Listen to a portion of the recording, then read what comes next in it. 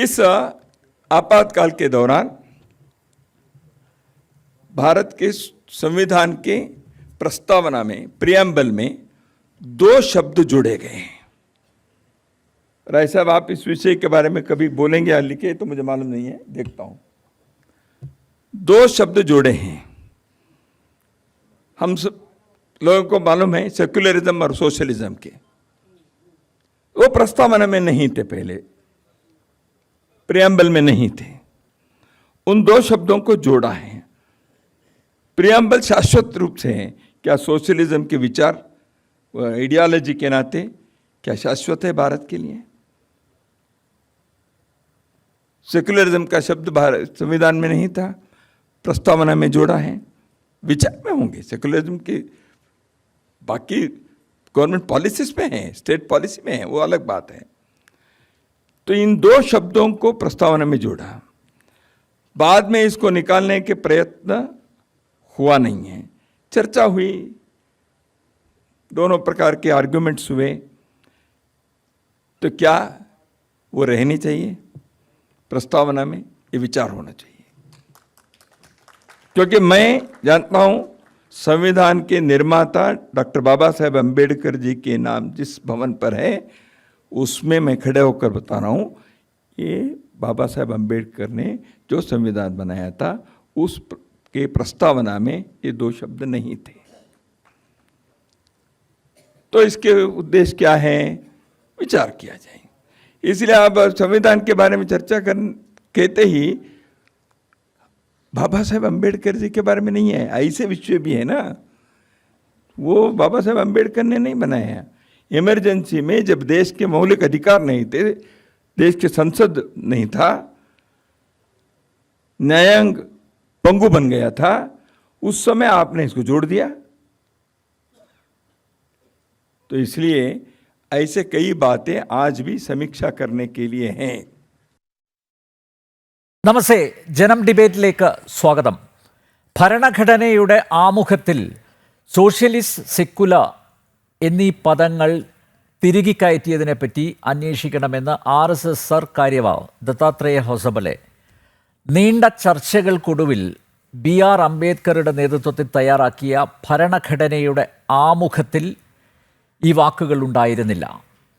അടിയന്തരാവസ്ഥക്കാലത്ത് കോൺഗ്രസ് സർക്കാർ കൂട്ടിച്ചേർത്തതാണിത്. ഇതെന്തിനായിരുന്നു? ജന ഡിബേറ്റ് ഈ വിഷയമാണ് ഇന്ന് പരിശോധിക്കുന്നത്. BJP വക്താവ് അഡ്വക്കേറ്റ് ശങ്കുട്ടി ദാസ്, മുൻ director general of prosecution advocate T. Asaf Ali, ഇടത് നിരീക്ഷകൻ റെജി ലൂക്കോസ്, സംവാദകൻ ശ്രീജിത്ത് പണിക്ക എന്നിവ ചേരുന്നു. സംവാദത്തിലേക്ക് കടക്കുന്നതിന് മുമ്പ് RSS സർ കാര്യവാഹ് ദത്താത്രേയ ഹൊസബളെ പറഞ്ഞത് എന്താണ് എന്ന് കൂടുതൽ വ്യക്തമാക്കിക്കൊണ്ട് പ്രജ്ഞാപ്രവ ദേശീയ സംയോജക് J. നന്ദകുമാർ അദ്ദേഹത്തിൻ്റെ അഭിപ്രായം പ്രകടിപ്പിച്ചിരിക്കുന്നു. അദ്ദേഹത്തിൻ്റെ വാക്കുകൾ ഒന്ന് കാണാം. ഭീമറാവു റാംജി അംബേദ്കറുടെ നേതൃത്വത്തിൽ ആദ്യം അംഗീകരിച്ച ഭരണഘടനയുടെ പ്രിയാമ്പിളിൽ, ആമുഖത്തിൽ സെക്യുലറിസവും സോഷ്യലിസവും ഇല്ല. അത് 1976 ഇന്ദിരാഗാന്ധിയുടെ നേതൃത്വത്തിൽ ജനാധിപത്യവും ഭരണഘടന ഉൾപ്പെടെയുള്ള നിയമവ്യവസ്ഥകളും കശാപ്പ് ചെയ്തിരുന്ന സമയത്ത് തിരുകി കയറ്റിയ 2 പദങ്ങളാണ്. അതെങ്ങനെയാണ് ഭരണഘടനയിൽ വന്നത് എന്നതിനെക്കുറിച്ച് ചർച്ച ചെയ്യണം എന്നാണ് അദ്ദേഹം പറഞ്ഞത്. അദ്ദേഹത്തിൻ്റെ പ്രസംഗത്തിൽ എവിടെയും അത് രണ്ടും എടുത്തു കളയണം എന്ന് പറഞ്ഞിട്ടില്ല. അതായിരുന്നില്ല അദ്ദേഹത്തിൻ്റെ ഉദ്ദേശവും. എമർജൻസിയുടെ, അടിയന്തരാവസ്ഥയുടെ 50-ാം വർഷത്തെ ആചരിക്കുന്ന ഈ സന്ദർഭത്തിൽ ജനാധിപത്യ വ്യവസ്ഥയെക്കുറിച്ച് വീണ്ടും പുതിയ കാലത്തിൻ്റെ ആവശ്യങ്ങൾക്ക് അനുസൃതമായ ചർച്ചകൾ നടന്നുകൊണ്ടിരിക്കുമ്പോൾ ഇത്തരം വിഷയങ്ങൾ കൂടി ഗൗരവതരമായ ചർച്ചയ്ക്ക് വിധേയമാക്കണം എന്നതാണ് അദ്ദേഹം പറഞ്ഞതും അദ്ദേഹം ഉദ്ദേശിച്ചതും. അഡ്വക്കേറ്റ് ആസഫ് അലി, അടിയന്തരാവസ്ഥ കാലത്ത് കോൺഗ്രസ് സർക്കാർ ഭരണഘടനാ ഭേദഗതിയിലൂടെയാണ് ഈ വാക്കുകൾ ആമുഖത്തിൽ ഉൾപ്പെടുത്തിയത്. ആഴത്തിലുള്ള ചർച്ചകൾക്കൊടുവിൽ ഭരണഘടനാ ശില്പി BR അംബേദ്കറുടെ നേതൃത്വത്തിൽ തയ്യാറാക്കിയ പ്രിയാമ്പിളിൽ ആമുഖത്തിൽ സോഷ്യലിസ്റ്റ്, സെക്കുലർ എന്നീ വാക്കുകൾ ഉണ്ടായിരുന്നില്ല. പിന്നെങ്ങനെ ഇത് വന്നു? കൂട്ടിച്ചേർത്തതിന് പിന്നിലെ അജണ്ട എന്താണ്? ഇത് ചർച്ചാ വിഷയമാക്കണം എന്നാണ് RSS സർ കാര്യവാഹ് പറഞ്ഞിരിക്കുന്നത്. അതിനെ സ്വാഗതം ചെയ്യുന്നുണ്ടോ?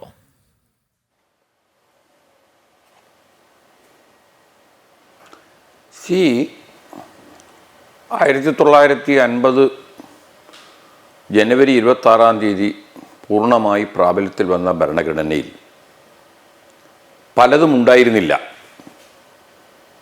അത് പിന്നീട് നമ്മൾ ഭരണഘടനയെ ഇപ്പോൾ 105 തവണയോളം ഭേദഗതി ചെയ്ത് ആ ഓരോ ഭേദഗതിയിൽ കൂടി ഒരുപാട് ശക്തി ഭരണഘടനക്കുണ്ടാക്കി. 42ാം ഭരണഘടനാ ഭേദഗതിയിൽ ആമുഖത്തിൽ സോഷ്യലിസ്റ്റ്, സെക്യുലർ എന്ന് എഴുതി ചേർത്തത് ശരിയാണ്. അപ്പോൾ അംബേദ്കർ എഴുതി ചേർക്കാത്തത് ആമുഖത്തിൽ എഴുതി ചേർത്തത് ചർച്ച ചെയ്യണമെന്നാണ് ഇന്നത്തെ ചർച്ചാ വിഷയം. നമ്മുടെ ഭരണഘടനയിൽ സെക്യുലറിസത്തിൻ്റെ നിരവധി അനുച്ഛേദങ്ങളുണ്ട്. ഇത് വെറും വാക്ക് മാത്രമാണ്, സോഷ്യലിസ്റ്റ്, സെക്യുലർ എന്ന വാക്ക് മാത്രമാണ്. പക്ഷേ നമ്മുടെ ഭരണഘടനയിൽ ആർട്ടിക്കിൾ 14 ഉണ്ട്. Equality before law, equal protection of law. India ഭൂപ്രദേശത്തുള്ള എല്ലാവർക്കും തുല്യമായ നിയമത്തിൻ്റെ പരിരക്ഷ എല്ലാവർക്കും ഒരുപോലെ. ആർട്ടിക്കിൾ 15 ഉണ്ട്. ജാതിയുടെ, മതത്തിൻ്റെ, വർഗത്തിൻ്റെ, നിറത്തിൻ്റെ, ലിംഗത്തിൻ്റെ പേരിൽ യാതൊരു വിവേചനവും പാടില്ല എന്ന് എഴുതി വച്ചിരിക്കുന്നു. അത് സെക്യുലർ പ്രൊവിഷനാണ് ഭരണഘടനയുടെ. ഇത് ഒരു മതാധിഷ്ഠിത രാജ്യത്തിലെ ഭരണഘടനയിൽ കാണാത്ത ഒരു വകുപ്പാണ് ആർട്ടിക്കിൾ 15. അതുപോലെ തന്നെ ആർട്ടിക്കിൾ 25 ഉണ്ട്. ഇന്ത്യ ഭൂഖണ്ഡത്തിൽ ജീവിക്കുന്ന ഏതൊരു പൗരനും അവൻ്റെ ഇഷ്ടപ്രകാരം മനസ്സാക്ഷി സ്വാതന്ത്ര്യത്തിനും അവൻ ഇഷ്ടപ്പെടുന്ന മതം അനുഷ്ഠിക്കാനും പ്രചരിപ്പിക്കാനും വിശ്വസിക്കാനുമുള്ള ഒരു അവകാശം. അത് സെക്യുലർ പ്രൊവിഷനാണ് ഭരണഘടനയുടെ. അത് മറ്റ് മതാധിഷ്ഠിത രാജ്യങ്ങളുടെ ഭരണഘടനയിൽ കാണാത്ത ഒരു വകുപ്പാണത്. അതുപോലെ തന്നെ ആർട്ടിക്കിൾ 26 ഉണ്ട്. മതപരമായ കാര്യങ്ങൾ നടത്തിപ്പിനുള്ള സ്വാതന്ത്ര്യം. അതും മറ്റ് മതാധിഷ്ഠിത രാജ്യങ്ങളുടെ ഭരണഘടനയിൽ ഇല്ലാത്തതാണ്. മാത്രമല്ല, ഏതെങ്കിലും മതത്തിൻ്റെ പ്രൊമോഷന് വേണ്ടി പ്രത്യേക ടാക്സ് പിരിക്കാൻ പാടില്ല എന്ന് പറയുന്ന ആർട്ടിക്കിൾ 27 ഉണ്ട്. അതും ഒരു സെക്യുലർ പ്രൊവിഷനാണ് നമ്മുടെ ഭരണഘടനയിൽ. അപ്പോൾ ഭരണഘടനയിൽ നിരവധി അനുച്ഛേദങ്ങളിൽ പ്രായോഗികമായി നടപ്പിലാക്കുന്ന സെക്യുലർ പ്രൊവിഷൻസ് ഉണ്ടായിട്ടും ആമുഖത്തിൽ സെക്യുലർ, സോഷ്യലിസ്റ്റ് എന്ന വാക്ക് ഇല്ല. അത് എഴുതി ചേർത്തത് 42ാം ഭരണഘടനാ ഭേദഗതിയിൽ കൂടിയാണ്. പക്ഷേ 42ാം ഭരണഘടനാ ഭേദഗതിയിൽ തെറ്റായി എന്ന് അന്നത്തെ BJP, അല്ലെ അന്നത്തെ ജനസംഘം, ഇന്നത്തെ BJP, അന്നത്തെ പ്രതിപക്ഷങ്ങൾ 77 അവർ ഭരണത്തിൽ വന്നപ്പോൾ അതിൽ ആക്ഷേപാർഹമാണെന്ന് അന്നത്തെ ഭരണകക്ഷി 77 ജനതാ പാർട്ടി കരുതുന്ന വകുപ്പുകളെല്ലാം എടുത്തു മാറ്റി 44ാം ഭരണഘടനാ ഭേദഗതിയിൽ. അതിനുശേഷം ബഹുമാന്യനായ അടൽ ബിഹാരി വാജ്പേയി ഇന്ത്യയുടെ പ്രധാനമന്ത്രിയായി. അപ്പോഴൊന്നും 42ാം ഭരണഘടനാ ഭേദഗതിയിലെ ആമുഖത്തിൽ, ഭേദഗതി മുഖാന്തരം ആമുഖത്തിൽ എഴുതി ചേർത്ത ഈ പദം എന്തേ എടുത്തു മാറ്റാതിരുന്നത്? നമ്മുടെ ഭരണഘടന അപ്രൂവ് ചെയ്ത് നമ്മുടെ കോൺസ്റ്റിറ്റ്യൂവൻ്റ് അസംബ്ലി പാസ്സാക്കി 49 നവംബർ 26 അഡോപ്റ്റ് ചെയ്ത് 50 ജനുവരി 26 പൂർണ്ണമായി നടപ്പിൽ വന്ന ഭരണഘടനയിൽ എത്രയോ പരമപ്രധാനമായ വകുപ്പുകൾ വിട്ടുപോയിട്ടുണ്ട്. അതിലേറ്റവും നല്ല ഉദാഹരണമാണ് 1ാം ഭരണഘടനാ ഭേദഗതിയിൽ കൂടി ആ പോരായ്മകൾ നികത്തിയത്. അതിൻ്റെ ഉദാഹരണമല്ലേ റിസർവേഷൻ. നമ്മുടെ ഭരണഘടന ആദ്യമായി നടപ്പിൽ വന്നപ്പോൾ സംവരണം എന്ന് പറയുന്ന ഒരു ആശയം ഉണ്ടായിരുന്നില്ല. അതല്ലേ ചെമ്പകം രാജന്റെ കേസിൽ മദ്രാസ് ഗവൺമെന്റ് പാസാക്കിയ മദ്രാസ് മെഡിക്കൽ കോളേജിലും എഞ്ചിനീയറിംഗ് കോളേജിലും സർക്കാർ നിയന്ത്രണത്തിലുള്ള കോളേജുകളിൽ പിന്നോക്കക്കാർക്ക് സംവരണം കൊടുത്തുകൊണ്ടുള്ള ഒരു ജിയോ ചമ്പകം രാജന്റെ കേസിൽ മദ്രാസ് ഹൈക്കോടതി അസാധുവാക്കി. ഇത് ഭരണഘടനയിൽ ഇല്ലാത്തതാണ്. സുപ്രീം കോടതി അത് ചോദ്യം ചെയ്തു. സുപ്രീം കോടതിയും പറഞ്ഞു ഇത് ഭരണഘടനയിൽ ഇല്ലാത്തതാണ്. അന്നത്തെ പാർലമെന്റ് എലക്റ്റഡ് പാർലമെന്റ് അല്ല, രാജ്യസഭയില്ല, നിയമസഭയില്ല. ഒന്നാം ഭരണഘടനാ ഭേദഗതി ആർട്ടിക്കിൾ 15(4) ആദ്യമായി സംവരണം പ്രായോഗികമായി നടപ്പിലാക്കിയത് അത് ആദ്യത്തെ ഭരണഘടന എഴുതി തയ്യാറാക്കിയപ്പോൾ അത് വിട്ടുപോയതാണ്. ഇനി വേറൊരു കാര്യം ചോദിക്കട്ടെ. നമ്മുടെ രാജ്യത്തിൻ്റെ ഒരു വലിയ പരമപ്രധാനമായ വിഷയമല്ലേ ലാൻഡ് റിഫോംസ്? ആദ്യത്തെ ഭരണഘടനാ ഭേദഗതി ആവശ്യമായി വന്ന പ്രധാനപ്പെട്ട വിഷയം എന്താണെന്നറിയുമോ? നമ്മുടെ ലാൻഡ് റിഫോംസ് എല്ലാം സുപ്രീം കോടതിയും ഹൈക്കോടതിയും സുപ്രീം കോടതിയും ഭരണഘടനാ വിരുദ്ധമായി പ്രഖ്യാപിച്ചു. കൃഷിഭൂമി കൃഷിക്കാരനല്ല, അത് ഭരണഘടനയുടെ സ്പിരിറ്റിനെതിരാണ്. മധ്യപ്രദേശിലെ ബീഹാറിലെ ലാൻഡ് റിഫോംസ് നിയമങ്ങളെല്ലാം സുപ്രീം കോടതി ഭരണഘടനാ വിരുദ്ധമായി പ്രഖ്യാപിച്ചു. ചരിത്രം പരിശോധിച്ചാൽ നമുക്കറിയാം, അന്നത്തെ മദ്രാസിലെ അഡ്വക്കേറ്റ് ജനറൽ ആയിരുന്ന ചാരി നെഹ്റുവിന് ഒരു കത്തയച്ചു. ഈ രീതിയിൽ പോയാൽ നമ്മുടെ ജഡ്ജിമാരെല്ലാം കുലാക്കന്മാരുടെ ജമ്മിമാരുടെ പ്രതിനിധികളാണ്. ഭരണഘടനയെ അവർ സാങ്കേതികമായിട്ടാണ് നിർവചിച്ചിരിക്കുന്നത്. അതുകൊണ്ട് ഈ ലാൻഡ് റിഫോംസ് നിയമങ്ങൾ കോടതിയിൽ ചോദ്യം ചെയ്യാൻ പറ്റാത്ത രീതിയിൽ ഒരു പ്രത്യേക ഷെഡ്യൂൾ എഴുതി വെക്കണം. ആ ചാരിയുടെ നിർദ്ദേശമാണ് പിന്നീട് ചർച്ചയായി ഒന്നാം ഭരണഘടനാ ഭേദഗതിയിൽ ആർട്ടിക്കിൾ 31B എഴുതി ചേർത്തു. 9ാം പട്ടിക. 9ാം പട്ടിക ഇല്ലെങ്കിൽ നമ്മുടെ രാജ്യത്തെ പാവപ്പെട്ട കർഷകൻ കുടിയാന്മാരുടെ സ്ഥിതി എത്ര പരിതാപകരമായിരിക്കും. അപ്പോൾ ആദ്യത്തെ ഭരണഘടന ഫുൾ പെർഫെക്റ്റ് ആണ് എന്ന അഭിപ്രായം എനിക്കില്ല. ആ ഭരണഘടനയിൽ സോഷ്യലിസത്തെ സംബന്ധിക്കുന്ന, മതേതരത്തെ സംബന്ധിക്കുന്ന നിരവധി വകുപ്പുകൾ ഞാൻ നേരത്തെ വിവരിച്ചത് നിലവിലുണ്ടായിട്ടും പ്രിയാമ്പിളിൽ അത് ഇല്ലാതെ പോയതാണ് 42ാം ഭരണഘടനാ ഭേദഗതിയിൽ കൂടി അത് തിരുത്തിയത്. ആ ഭേദഗതി ഇപ്പോൾ നേരത്തെ ബഹുമാന്യനായ ഒരു സുഹൃത്ത് പറഞ്ഞു അത് എടുത്തു നീക്കണമെന്നല്ല പറഞ്ഞത്, ചർച്ച ചെയ്യണം. ചർച്ച ചെയ്താൽ നമുക്ക് ബോധ്യപ്പെടുന്നത് ഭരണഘടനയുടെ ടെക്സ്റ്റിൽ ഉൾപ്പെട്ടിരിക്കുന്ന സെക്യുലറിസം, സോഷ്യലിസം, അതല്ലേ ആർട്ടിക്കിൾ 14 ഈക്വാലിറ്റി ബിഫോർ ലോ, വലിയവനും പണക്കാരനും പാവപ്പെട്ടവനും കൂട്ടിച്ചേർക്കലുകളിൽ അസ്വാഭാവികമായി ഒന്നുമില്ല എന്നാണ് താങ്കൾ പറഞ്ഞു വരുന്നത് അല്ലേ അഡ്വക്കേറ്റ് ടി ആസഫ് അലി? ഒന്നുമില്ല. അതൊരു ഭരണഘടനാ നിർമ്മാണ സമിതിയിൽ നിന്ന് വിട്ടുപോയ ഒരു ഗ്യാപ്പ്, ഒരു ഒമിഷൻ തിരുത്തി എന്ന് മാത്രമേ ഉള്ളൂ. അത്രയേ ഉള്ളൂ. യെസ് അഡ്വക്കേറ്റ് ശങ്കു, അടിയന്തരാവസ്ഥയെ ഒരു അലംനി അസോസിയേഷനിലെ അംഗങ്ങൾ കൂടിയിരുന്ന് ചർച്ച നടത്തുന്നത് പോലെയല്ല സമീപിക്കേണ്ടതെന്നും ജനാധിപത്യത്തിൻ്റെ ആ ഇരുണ്ട യുഗത്തെ യുവതലമുറക്ക് പരിചയപ്പെടുത്തി കൊടുക്കുകയാണ് വേണ്ടതെന്നുമാണ് RSS സർ കാര്യവാഹ് ആമുഖത്തിൽ, അദ്ദേഹത്തിൻ്റെ ഈ പ്രഭാഷണത്തിൻ്റെ ആമുഖത്തിൽ പറഞ്ഞത്. അതിൻ്റെ ഭാഗമായി ഭരണഘടനയുടെ പ്രിയാമ്പിളിൽ സോഷ്യലിസ്റ്റ്, സെക്കുലർ എന്നീ വാക്കുകൾ കൂട്ടിച്ചേർത്തത് എങ്ങനെയെന്ന് ചർച്ച ചെയ്യണം. ഒപ്പം ഈ കൂട്ടിച്ചേർക്കലുകളെ പറ്റി അന്വേഷിക്കുകയും വേണം.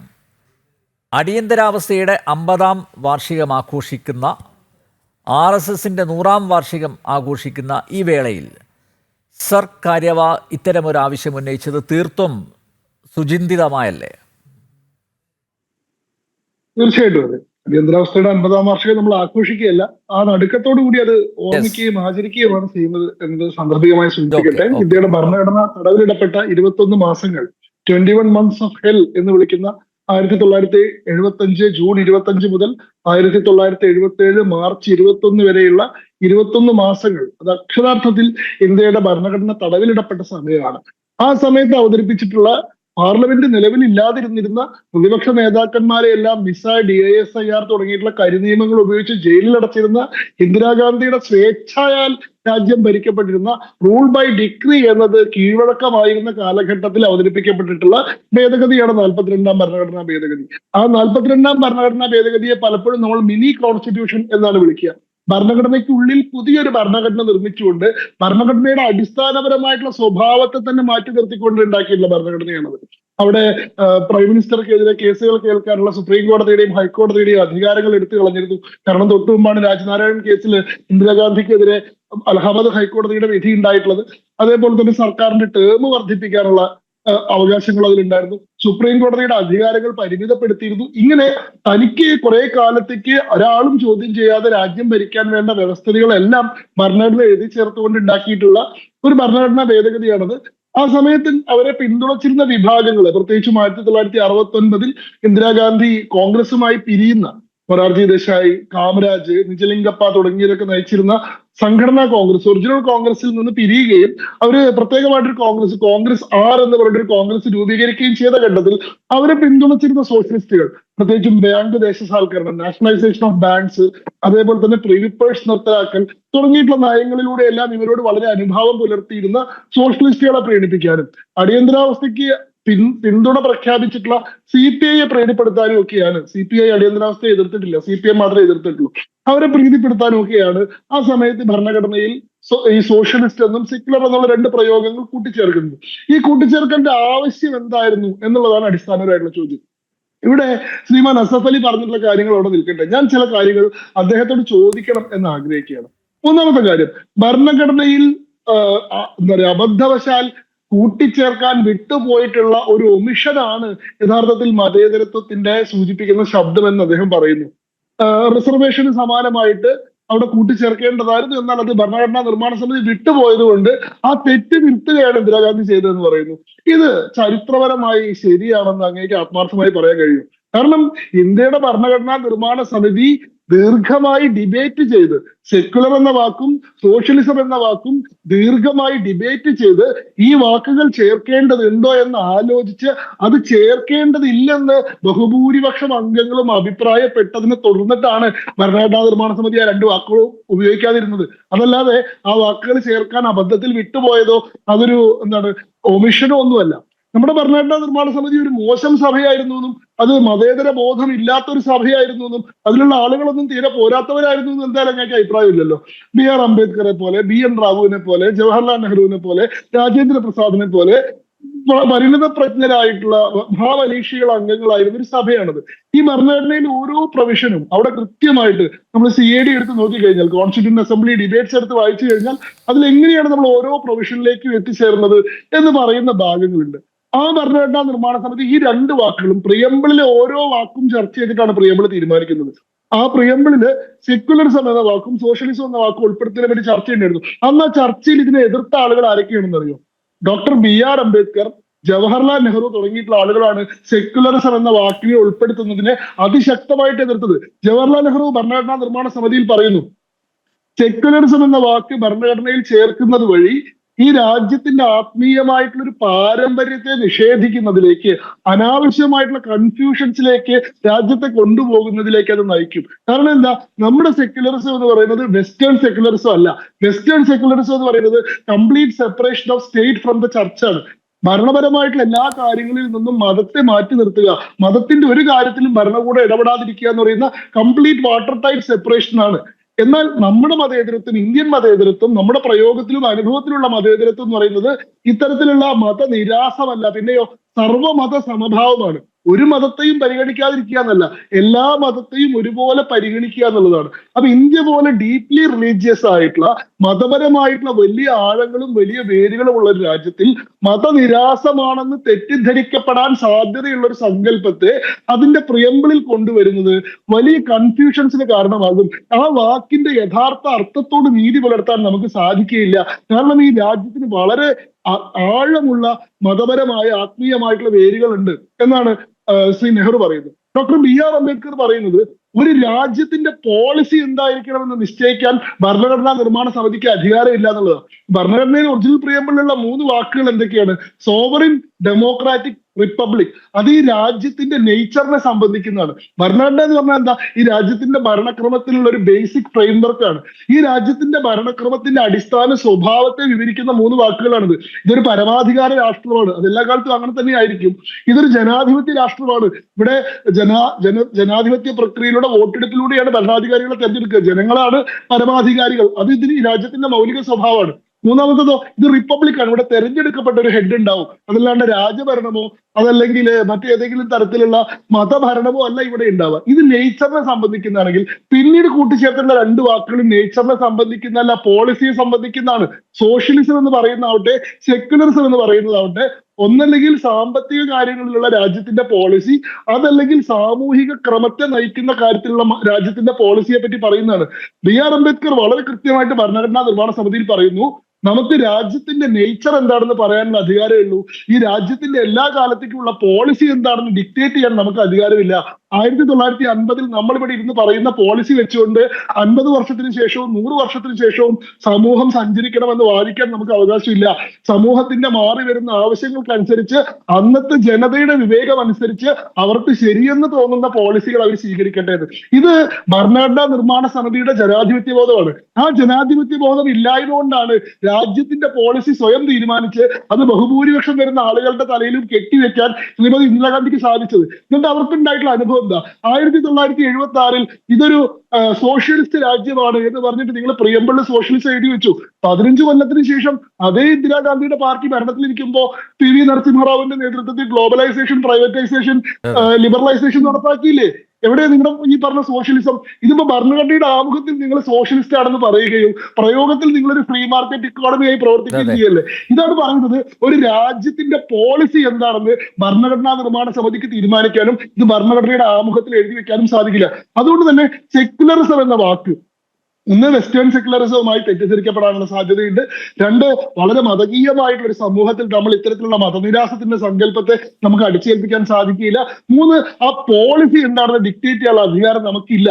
ഇത്രയും കൃത്യമായിട്ടുള്ള ചർച്ചയുടെ അടിസ്ഥാനത്തിൽ ഭരണഘടനാ നിർമ്മാണ സമിതി വോട്ടിനിട്ടിട്ട് ഈ വാക്കുകൾ ചേർക്കേണ്ടത് തീരുമാനിക്കുകയും അതിന്റെ അടിസ്ഥാനത്തിൽ നമ്മുടെ സോവറിൻ ഡെമോക്രാറ്റിക് റിപ്പബ്ലിക് എന്ന് വിശേഷിപ്പിക്കുന്ന നമ്മുടെ ഭരണഘടന നിലവിൽ വരികയും ചെയ്തു. ഈ ഭരണഘടനയിലാണ് ജവഹർലാൽ നെഹ്റു ഭരിച്ചത്. ഈ ഭരണഘടന വെച്ചിട്ട് തന്നെയാണ് പിന്നീട് വന്നിട്ടുള്ള ഇന്ദിരാഗാന്ധി വരെയുള്ള എല്ലാ ഭരണകൂടങ്ങളും, ഇന്ദിരാഗാന്ധിയുടെ മുൻ ഭരണകൂടവും ഭരിച്ച് അവരുടെ ഒന്നും ഭരണകൂടങ്ങൾ മതേതരമല്ലാത്ത ഭരണകൂടങ്ങളായിരുന്നില്ലല്ലോ. നിങ്ങൾ ഈ പറയുന്ന 1976 ഈ പറയുന്ന മതേതരം എന്ന് പറയുന്ന വാക്ക് കൂട്ടിച്ചേർത്തപ്പോഴാണ് ഈ ഭരണഘടനയ്ക്ക് മതേതര സ്വഭാവം ഉണ്ടായതെങ്കിൽ അതിനു മുമ്പ് ഭരിച്ചിരുന്ന ഇന്ത്യയിലെ ഭരണകൂടങ്ങൾ 76 വരെയുള്ള ഭരണകൂടങ്ങൾ എല്ലാം വർഗീയ ഭരണകൂടങ്ങളായിരുന്നു, മതേതരത്വം ഇല്ലാത്ത ഭരണകൂടങ്ങളായിരുന്നു നിങ്ങൾ ആക്ഷേപിക്കുന്നതിന് തുല്യമാണ്. ഇത് BR അംബേദ്കർ വളരെ കൃത്യമായി പറയുന്നുണ്ട്.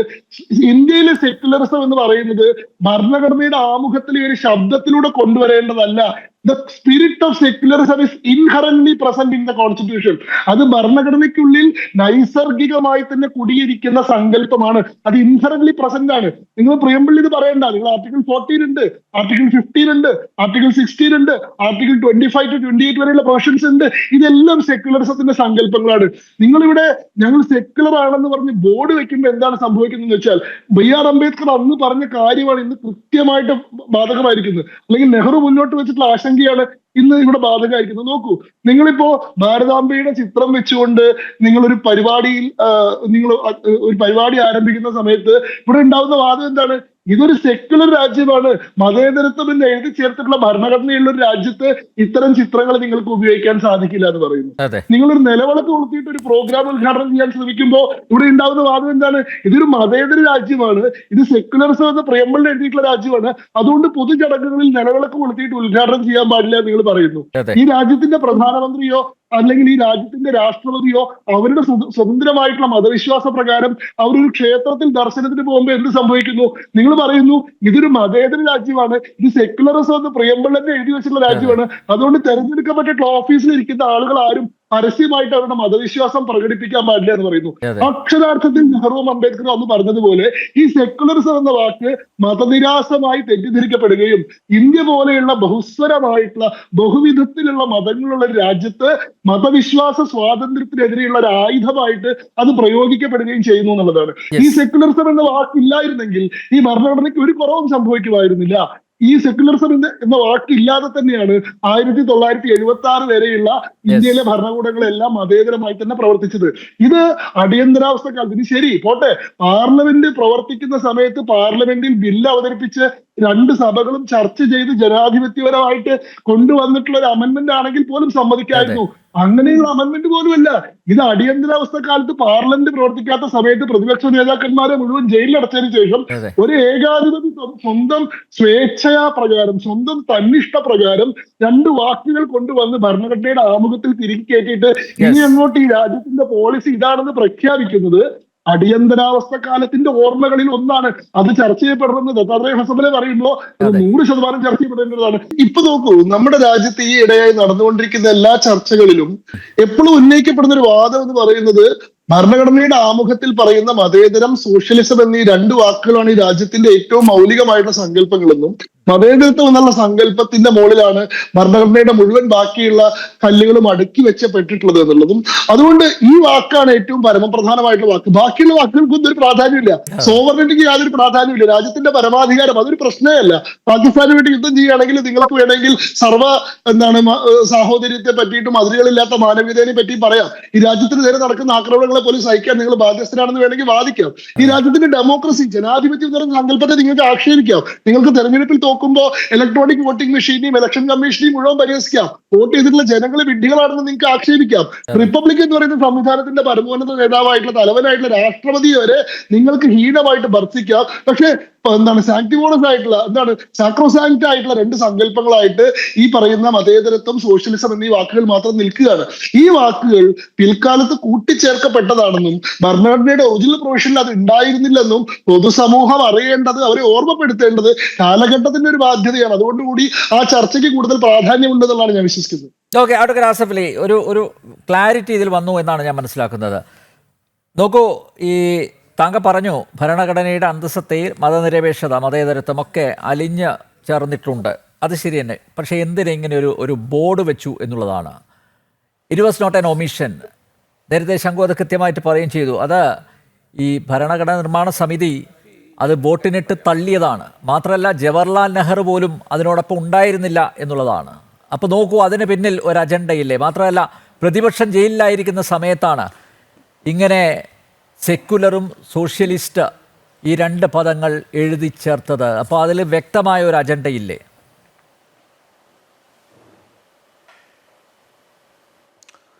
ഈ 42ാം ഭരണഘടനാ ഭേദഗതിയിൽ ആക്ഷേപാർഹമായ ഒട്ടുമുക്കാൽ വിഷയങ്ങളും 44ാം ഭരണഘടനാ ഭേദഗതിയിൽ കൂടി മാറ്റിയതാണ്.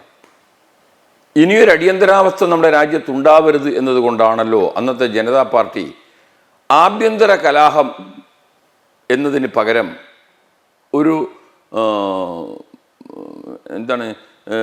റബല്യൻ, ആംഡ് റബല്യൻ എന്ന വാക്ക് 44ാം ഭരണഘടനാ ഭേദഗതി അനുസരിച്ച് 352 എഴുതി ചേർത്തത്. അപ്പം എൻ്റെ ചോദ്യം, എൻ്റെ ബഹുമാന്യനായ സുഹൃത്ത് ചോദ്യവും ഉത്തരവും അവർ തന്നെ പറഞ്ഞു. ഒരു ഭരണാധികാരി അമ്പലത്തിൽ പോകുന്നതിനോ പള്ളിയിൽ പോകുന്നതിനോ ഇവിടെ ആരും എതിർത്തിട്ടില്ല, എതിർക്കുകയുമില്ല. മതം എന്ന് പറയുന്നത് ഭരണാധികാരിയുടെയും ഒരു ഇൻഡിവിജ്വൽ പേഴ്സണൽ മാറ്ററാണ്. അതും ഭരണഘടനയും തമ്മിൽ ഒരു പ്രശ്നവുമില്ല. ആരും ഇന്നുവരെ ചോദിച്ചിട്ടില്ല, ചോദിക്കുകയുമില്ല. അദ്ദേഹം തന്നെ പറയുന്നു ഭരണാധികാരികൾ പോകുന്നതിനെ എതിർക്കുന്നു, ആരും എതിർത്തിട്ടില്ല. മോഡി കേദാർനാഥിലെ ഗുഹയിൽ പോയി ധ്യാനിച്ചത്, മോഡി കന്യാകുമാരിയിൽ ധ്യാനത്തിന് പോയത് പരിഹസിക്കപ്പെട്ടില്ലേ? അല്ല, ഞാനൊന്ന് പറഞ്ഞോട്ടെ, പ്ലീസ് പെർമിറ്റ് മീ. ഇൻഡിവിജ്വൽ ഒറ്റപ്പെട്ട ഇൻഡിവിജ്വൽ കേസല്ലേ നമ്മൾ ചർച്ച ചെയ്യുന്നത്. അപ്പോൾ ഭരണഘടന നിർമ്മാണ സമിതിയിൽ ചർച്ച ചെയ്ത നിരവധി വിഷയങ്ങൾ ഭരണഘടനയിൽ എഴുതി ചേർക്കാത്തത് നമ്മൾ പിന്നീട് എഴുതി ചേർത്തതാണല്ലോ 106 തവണ ഇന്ത്യൻ ഭരണഘടന ഭേദഗതി ചെയ്തത്. അതിൻ്റെ അർത്ഥം ഭരണഘടന നിർമ്മാണ സമിതിയിലെ മഹാരഥന്മാർ അറിവില്ലാത്തവരാണെന്നാണ് അർത്ഥം. അമേരിക്കൻ ഭരണഘടനയിൽ ആകെയുള്ളത് 8 അനുച്ഛേദങ്ങളാണ്. ലോകത്തിലെ ഏറ്റവും പഴക്കം ചെന്ന ഭരണഘടനയാണ് അമേരിക്കൻ ഭരണഘടന. അതിൽ 200 കൊല്ലത്ത് പഴക്കമുള്ള അമേരിക്കൻ ഭരണഘടനയിൽ ആകെ ഉണ്ടാക്കിയത് 27 ഭേദഗതിയാണ്. ഇന്ത്യൻ ഭരണഘടന അതല്ല. ഇന്ത്യൻ ഭരണഘടന നമ്മളുടെ ഈ 75ാം വാർഷികം ആഘോഷിക്കുന്നതിൻ്റെ ഇടയിൽ നമ്മൾ 106 തവണ ഭേദഗതി ചെയ്തു. ഓരോ ഭേദഗതി നടക്കുമ്പോഴും അത് ശക്തിപ്പെടുകയാണ്. ഈ പ്രിയാമ്പിളിലുള്ള സോഷ്യലിസ്റ്റ് സെക്യുലർ എന്ന ആശയം അത് വേണ്ടാണ്ട് എഴുതി ചേർത്തതാണെങ്കിൽ എന്തേ 44-ാം ഭരണഘടനാ ഭേദഗതിയിൽ അത് അന്നത്തെ ജനതാ പാർട്ടി നീക്കിയില്ല? ഭരണഘടന പുനരവലോകന സമിതി ഉണ്ടാക്കിയ ആളാണ് ബഹുമാനപ്പെട്ട മുൻ പ്രധാനമന്ത്രി വാജ്പേയി പ്രധാനമന്ത്രിയായിരുന്ന കാലത്ത്. മുൻ സുപ്രീം കോടതി ജഡ്ജി ചെയർമാനായ ഒരു ഭരണഘടന പുനരവലോകന സമിതി ഉണ്ടാക്കി. 76 കഴിഞ്ഞ് എത്രയോ തവണ കോൺഗ്രസ് ഇതര ഗവൺമെന്റുകൾ കേന്ദ്രത്തിൽ അധികാരത്തിൽ വന്നില്ലേ? എന്തേ അവരിത് എടുത്തു മാറ്റിയില്ല? ഇന്ത്യൻ സെക്യുലറിസവും വെസ്റ്റേൺ സെക്യുലറിസവും തമ്മിൽ വ്യത്യാസമുണ്ട്. I do agree. കാരണം വെസ്റ്റേൺ സെക്യുലറിസം എന്ന് പറഞ്ഞാൽ complete separation of religion from state ആണ്. എന്നാൽ ഇന്ത്യൻ സെക്യുലറിസം അതല്ല. എല്ലാ മതങ്ങൾക്കും പരിപൂർണമായ സ്വാതന്ത്ര്യം അനുവദിച്ചു കൊടുത്തിരിക്കുന്ന ഒരു രാജ്യമാണ് ഇന്ത്യ. അതാണ് ഇന്ത്യൻ സെക്യുലറിസത്തിന്റെ സവിശേഷത. നമ്മൾ പരിശോധിച്ച് നോക്കൂ പഞ്ചാബിലെ സ്ഥിതി. പഞ്ചാബ് നമ്മുടെ ഭരണഘടനയിൽ തന്നെ പറയുന്നു, ഹിന്ദു എന്ന് പറഞ്ഞാലും സിഖുകാരൻ എന്ന് പറഞ്ഞാലും ഒന്നാണ്.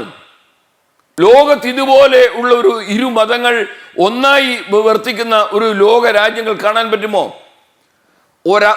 പഞ്ചാബിലെ ഒരു വീട്ടിൽ അച്ഛൻ സിഖുകാരനാണെങ്കിൽ അമ്മ ഹിന്ദു ആയിരിക്കും. മൂത്ത മകൻ ഹിന്ദു ആണെങ്കിൽ ഇളയ മകൻ സിഖുകാരനായിരിക്കും. വീട്ടിന്റെ ഒരു ഭാഗത്തു നിന്ന് സിഖുകാരനായ അച്ഛൻ ഗുരു ഗ്രന്ഥ സാഹിബ് പാരായണം നടത്തുമ്പോൾ മറ്റൊരു മുറിയിൽ നിന്ന് ഹിന്ദുവായ അമ്മ ഗീതാ പാരായണം നടത്തുന്നു.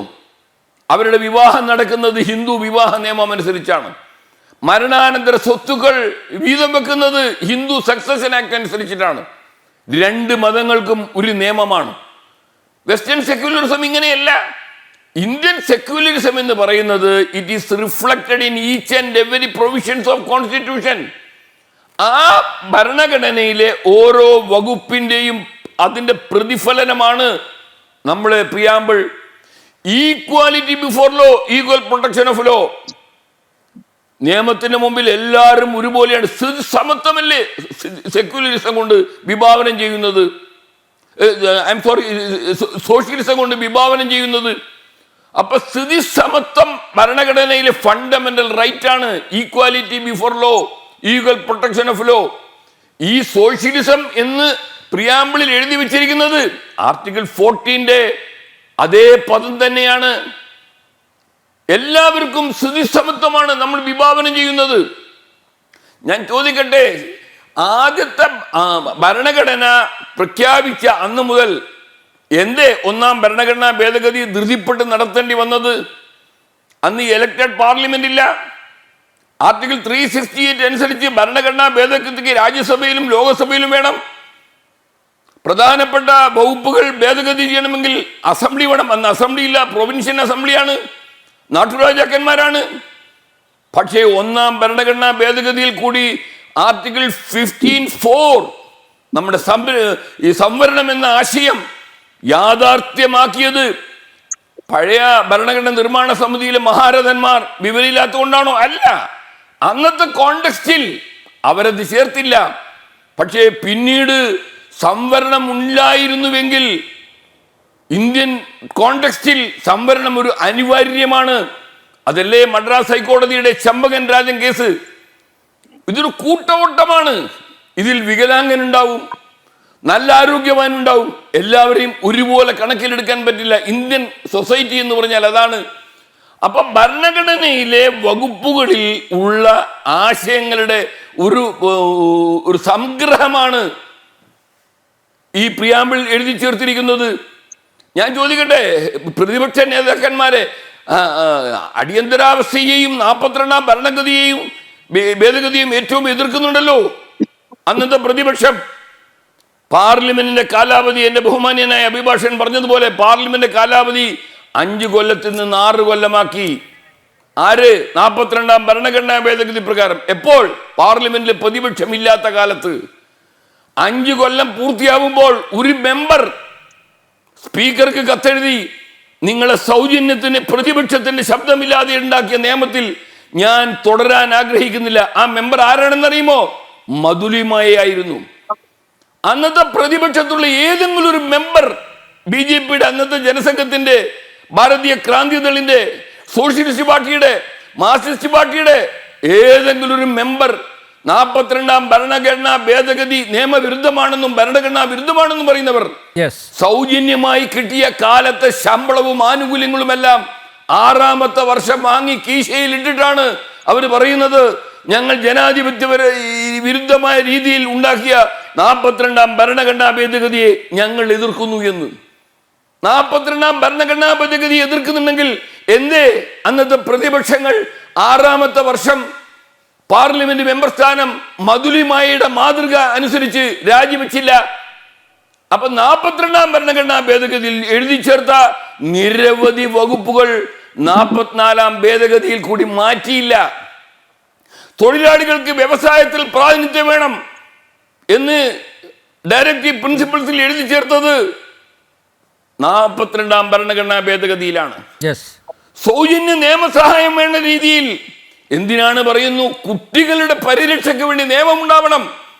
പിന്നീട് ഉണ്ടാക്കിയ ജുവനൈൽ ജസ്റ്റിസ് ആക്ട് 2000-ലെ നരേന്ദ്രമോദി പ്രധാനമന്ത്രിയായപ്പോൾ പൊളിച്ചെഴുതി കൂടുതൽ പല്ലും നഖവും കൊടുത്തു ജുവനൈൽ ജസ്റ്റിസ് ആക്ടിന് 2015-ൽ.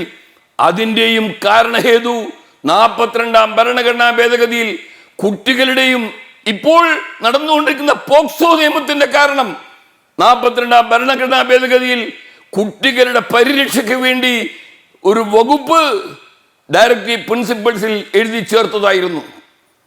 അപ്പം 42-ാം ഭരണഘടനാ ഭേദഗതി മുഴുവൻ തെറ്റാണെന്ന് പറയുന്ന അന്നത്തെ പ്രതിപക്ഷം എന്തേ? ഞാൻ ആവർത്തിച്ച് ചോദിക്കുന്നു.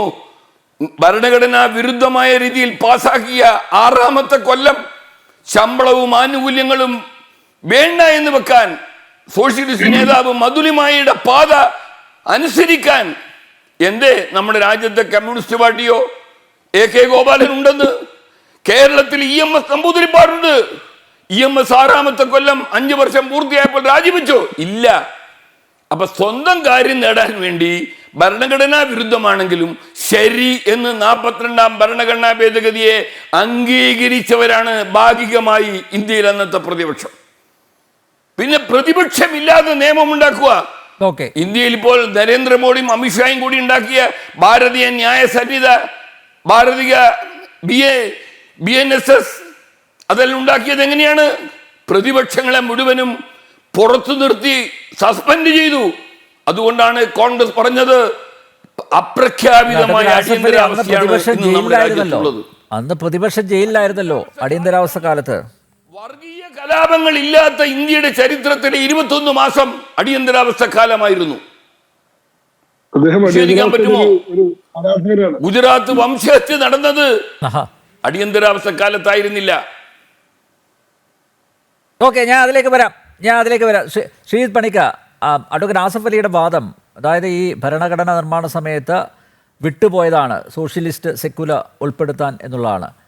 മാത്രമല്ല, ജനതാ പാർട്ടി അധികാരത്തിലുള്ളപ്പോൾ, BJP സർക്കാർ അധികാരത്തിലുള്ളപ്പോൾ എന്തുകൊണ്ട് ഇന്ന് RSS സർക്കാർ ഉന്നയിച്ച ആവശ്യം അത് എന്തുകൊണ്ട് അവർ പരിഗണിച്ചില്ല എന്നുള്ളതാണ് അദ്ദേഹത്തിൻ്റെ ചോദ്യം. നോക്കൂ, ഇത് വളരെ രസകരമായ കൗതുകകരമായിട്ടുള്ള കുറേ വാദങ്ങളാണ് അദ്ദേഹത്തിൻ്റെ ഭാഗത്തു നിന്നുണ്ടായത്. യാദൃശ്ചികമായി അദ്ദേഹം അവിടെ ഭരണഘടനയ്ക്കുണ്ടായിരുന്ന ആദ്യത്തെ അമെൻമെന്റിനെ പറ്റി പറഞ്ഞു, റിസർവേഷനെ പറ്റി പറഞ്ഞു. പക്ഷേ റിസർവേഷൻ മാത്രമായിരുന്നില്ല ആദ്യത്തെ അമെൻമെന്റിൽ ഉണ്ടായിരുന്നത് എന്ന് ഞാൻ അദ്ദേഹത്തിനെ ഒന്ന് ഓർമ്മിപ്പിക്കുകയാണ്.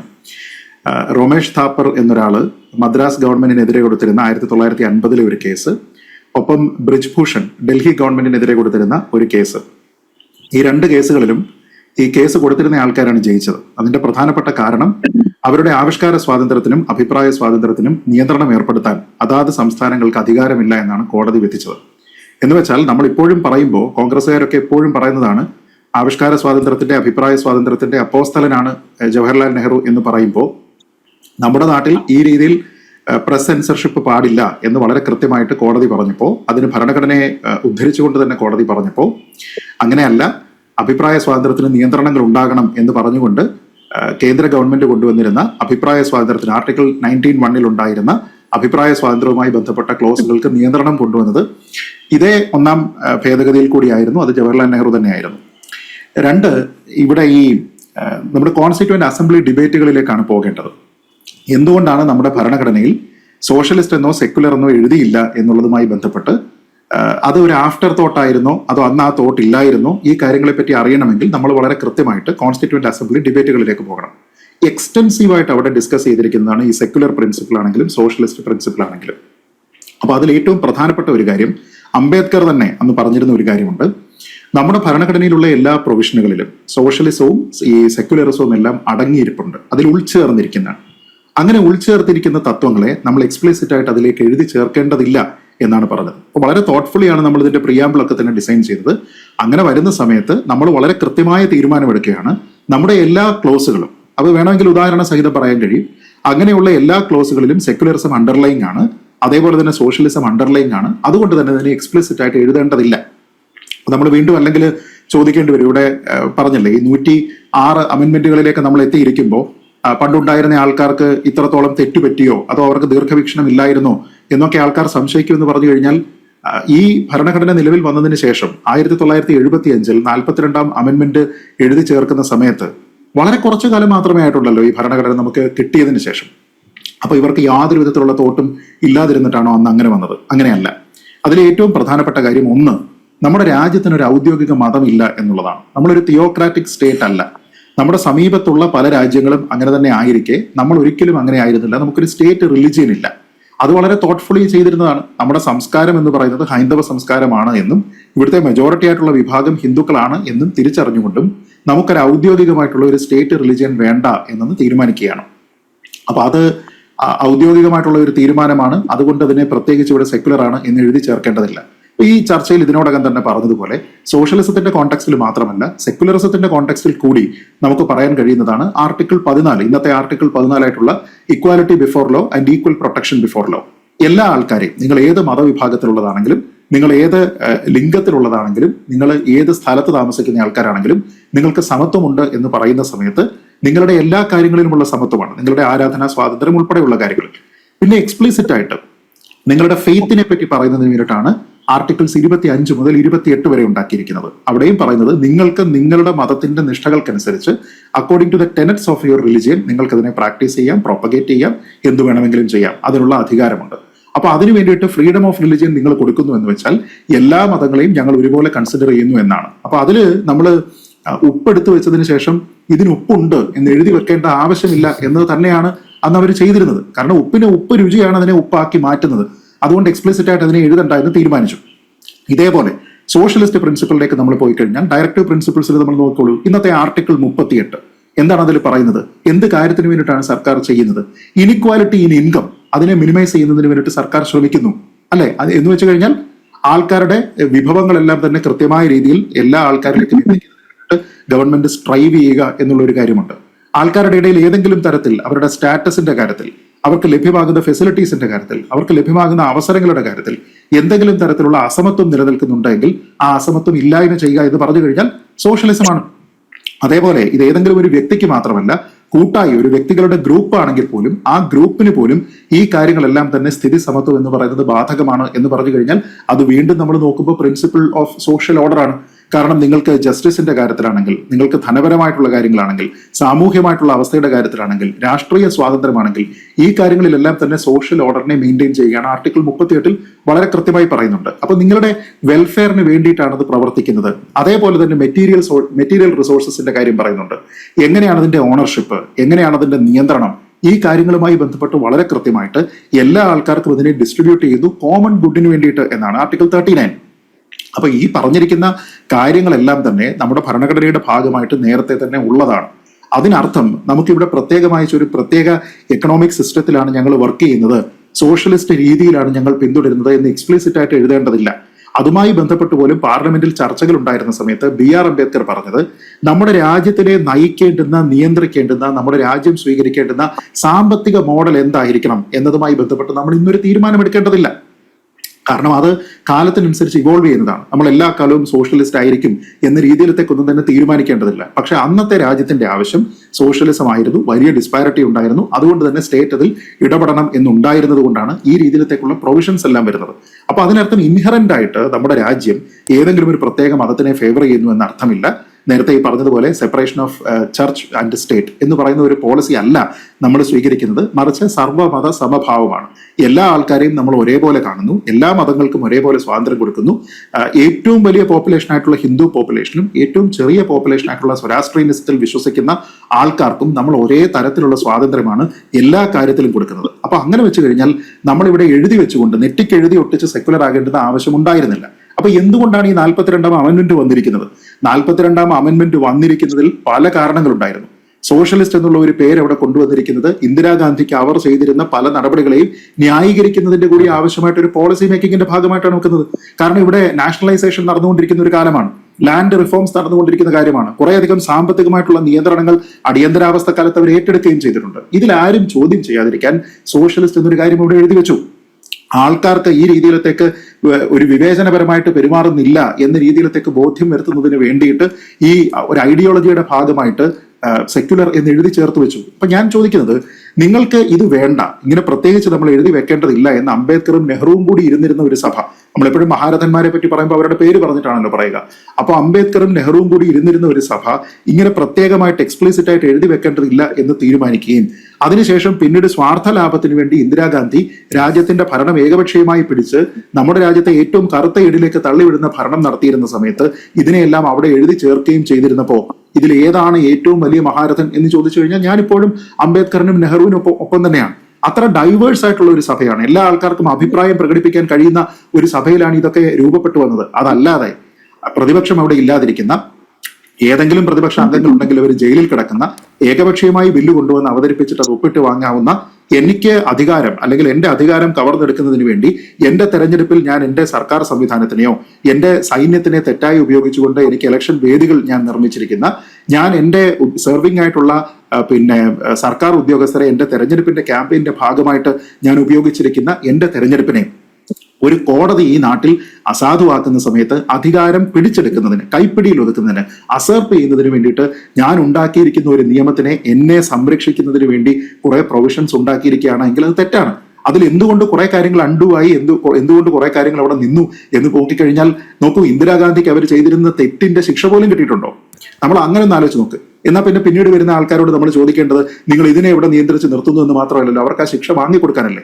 6 വർഷത്തേക്ക് അവർക്കുണ്ടായിരുന്ന ഒരു അയോഗ്യതയില്ലേ? പിന്നീട് വന്നിരിക്കുന്ന ആൾക്കാർ പോലും അതിനെ മൈൻഡ് ചെയ്തില്ലല്ലോ. ടൈം ലാപ്സായി പോയെങ്കിലും അധികാരത്തിന് ശേഷം അത് വേണമെങ്കിൽ അവർക്ക് നടപ്പാക്കാമായിരുന്നു എന്ന് പറയാമായിരുന്നല്ലോ. അതൊന്നും ഉണ്ടായില്ല. അപ്പൊ ഞാൻ പറയുന്നത്, ഏതെങ്കിലും ഒരു റോങ്, ഹിസ്റ്റോറിക്കൽ റോങ് ഉണ്ടായിട്ടുണ്ടെങ്കിൽ ആ റോങ് പിന്നീട് വന്ന ആൾക്കാർ എന്തുകൊണ്ട് റൈറ്റ് ആക്കിയില്ല എന്നുള്ളതല്ല ചോദ്യം. Wrong is always wrong, wrong can always be corrected, അത്രേ ഉള്ളൂ. അല്ലാതെ അന്ന് മാറ്റണോ ഇന്ന് മാറ്റണോ എന്നൊന്നുമില്ല. അന്ന് മാറ്റിയതുകൊണ്ട് എന്താ വ്യത്യാസം? ഞാൻ ചോദിക്കുന്നത്, 50 കൊല്ലം മുമ്പ് അടിയന്തരാവസ്ഥയുടെ കാലത്ത് അത് ഈ പ്രശ്നം ഉണ്ടായി. നമ്മൾ 45 കൊല്ലം മുമ്പ് അത് മാറ്റണമായിരുന്നു എന്ന് പറഞ്ഞാൽ ഇന്ന് മാറ്റരുത് എന്നർത്ഥമില്ല.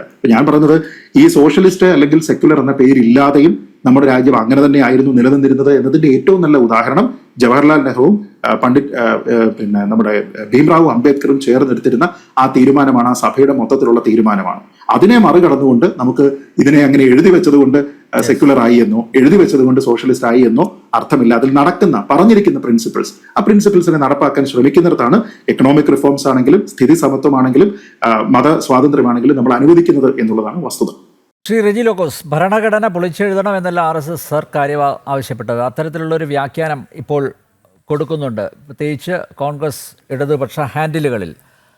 നോക്കൂ, അടിയന്തരാവസ്ഥയുടെ 50ാം വാർഷികത്തിൽ ഭരണഘടനയിൽ അംബേദ്കർ എഴുതി ചേർക്കാതിരുന്ന സോഷ്യലിസ്റ്റ്, സെക്യുലർ ആ പദങ്ങൾ എങ്ങനെ അതിൽ കൂട്ടിച്ചേർത്തു? അതിലൊരു ചർച്ച വേണം എന്ന അദ്ദേഹത്തിൻ്റെ ആവശ്യം ന്യായമല്ലേ? ചർച്ച ചെയ്യപ്പെടേണ്ടതല്ലേ ഇത് ഇപ്പോഴെങ്കിലും? അനന്തമ്പേരെ, ഇതൊരു നിരാശയിൽ നിന്നുള്ള ഒരു അഭിപ്രായപ്രകടനം അദ്ദേഹത്തിന്റെ.